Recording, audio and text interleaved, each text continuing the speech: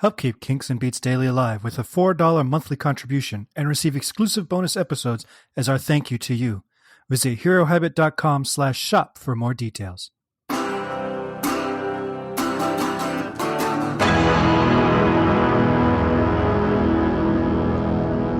Hello. Welcome to Kinks and Beats Daily. I'm your host, Tony Fry. This is episode 198. We're getting closer to the 200th. Today we are talking about a Kinks song called The First Time We Fall in Love, released on November 17th, 1975 on their album Schoolboys in Disgrace. This track closes out the first side of the album.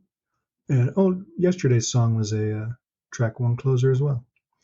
And it's another 1950s pastiche about high school love. A lot of Schoolboys in Disgrace has got that 1950s vibe because that's what they were going for. And this one reminds me, it's kind of like a hybrid between 10cc and Frank Zappa, which is two acts that you would not think would combine to become the Kinks. But think, if you're a fan of both bands, think Johnny Don't Do It by 10cc and anything off of Cruisin' with Ruben and the Jets by Zappa. And you see where I'm pulling this comparison to. And part of the Zappa feel for me is this opening affectation on Ray's voice, which I'm not crazy about. I'm not crazy a lot of times when Ray does an affectation or a character voice. I get it, but I'd wish he just sang it straight, because when he starts belting at the bridge, that's what I like to hear. But he's doing this kind of weird crooner thing, sounding like a Frankie Avalon type or whatever, but I don't know. It's not Beauty School Dropout. There's some really good musicianship on this track, though, including some great doo-wop style vocals. But buried deep in the track is some solid lead playing, I assume by Dave. And it's barely heard. And I kind of wish that was brought up a little louder. You know, maybe when they remix this for, the 50th anniversary in 5 years, we can get that guitar bit a little bit louder. And I understand why the focus is given to the background vocals, since they are obviously well performed, well produced, and rehearsed, and they sound fantastic, and that's the style you're emulating. But Dave is back there shredding, and it's not getting the attention it deserves. In a lot of ways, this sounds like something that would have appeared on Arthur if it had been produced in 1975, both in the song structure and the arrangement. There's a lot of times when, in unlikely places, I feel like I hear Kinks' earlier stuff, like their 60s material, cropping up in the 70s with, or the 80s with the recording techniques and instrumentation styles and stuff of the time. And this is one of those. I really think, especially the last, 45 seconds or whatever of it, this could have fit on Arthur pretty easily. Even in subject matter, it kind of has that nostalgic vibe that Arthur has. Harmonically, Ray uses a tried and true trope for 50s pastiche. Think virtually every song in Grease, by basing the opening stanzas on a 1-6-4-5 chord progression. That is this one, ladies and gentlemen. We've got your one chord. We're in the key of F, by the way. You got your one chord. 6, 4, 5. Blue moon, you got me standing alone.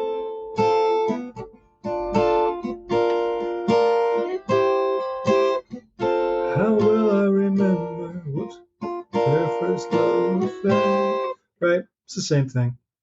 It's not unique to Ray. It's not really unique to anybody. Excuse me.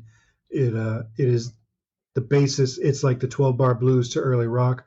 This is the basis to so many doo-wop style songs. And you hear, you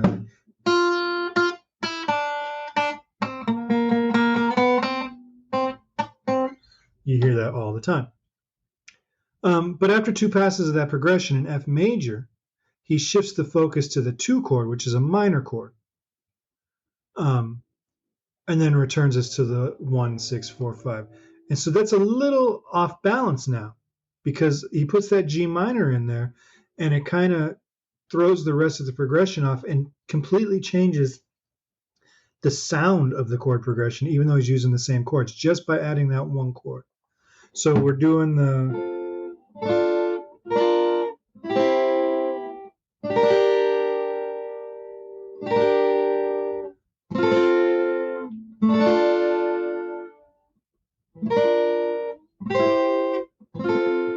all he's done is one chord, and everything else that follows that is exactly the same as the rest of the song. So that's a cool little hook.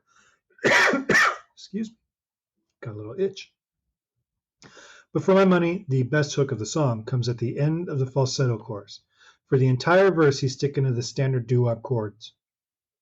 But when he gets to the first time we fall in love, he does a 4-5-1 and then a major 3 chord before repeating it. That major 3, which should normally be minor, when you're in a major key, the 3 chord is a minor chord.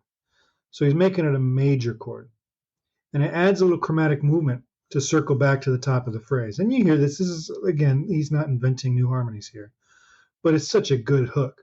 I've seen the chord written as an A minor on the interwebs, including Dave Emblem's site. It's an A7. And if Dave's listening, the chords on your site for this track have a few mistakes on it. So what I'm talking about is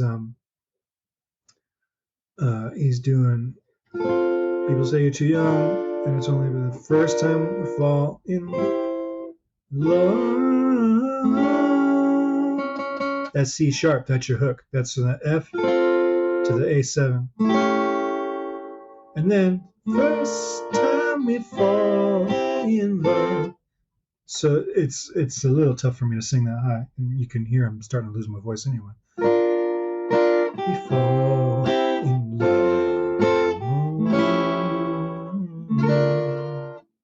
It's a good hook. I mean, other than that, and then we get into, the rock stuff.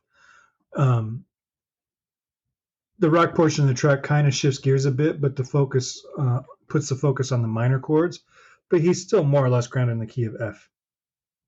He's anchoring the whole section on a D minor chord, but almost everything, if not everything, in that section is still a chord from the key of F, and D minor is the relative minor of F, so they share the same key signature. So he's not drifting far, which is good. It's easy to get back, and it keeps you kind of grounded, but it gives you enough variance so that doo-wop chord progression doesn't get too stale. And it's easy for these types of songs to get cheesy. And I think Ray's crooner voice affectation at the top takes this song right to the edge. But that straight rock bridge, the doo-wop vocals, and the couple little harmonic hooks that he throws in, I saved this song from Schmaltzville for me. This is one of those tracks that's grown on me over the years. And as a professional guitar player, I have been asked to play some form of the 1-6-4-5 progression a million times. I played productions of Grease and Bye Bye Birdie several times, so that alone probably gets me in the hundreds of thousands. So it's hard to sway me to the 3 millionth attempt at this style, but Ray manages to make this one endearing and sweet while still maintaining a rock edge. And that's what saves this song for me. And that shift to the minor probably is, just in time. Right as soon as you're starting to get, okay, I've had enough of this, they shift and he's in full belt, and it's okay. I can give this a few more, 45 more seconds. It's a good tune. Schoolboys, I think I mentioned before, not an album I revisit often for whatever reason. But there's a lot of good stuff on it, and this one's a solid nostalgic tune. What are your thoughts on it? Give me a call, 925-494-1739. Email me, kinksandbeats@herohabit.com. Tweet at me at kinksandbeats, or join our new Facebook group, facebook.com/groups/kinksandbeats. All right. I will talk to you guys next time. Have a great day and stay safe out there.